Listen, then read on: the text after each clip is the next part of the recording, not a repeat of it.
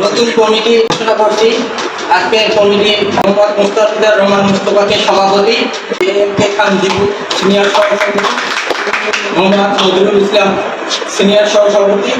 Mohammad Lutfur Rahman senior সহসভাপতি, মোহাম্মদ আব্দুর রহিম সাধারণ সম্পাদক,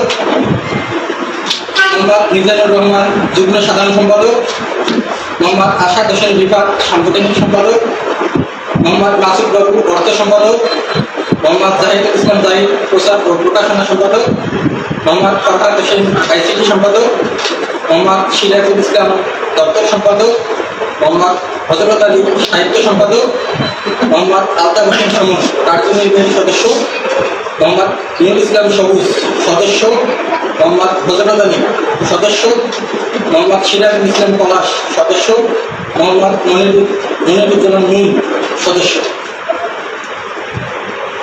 আজ কালকে থেকে কার্যক্রম শুরু করবে এবং 3 বছর মেয়াদে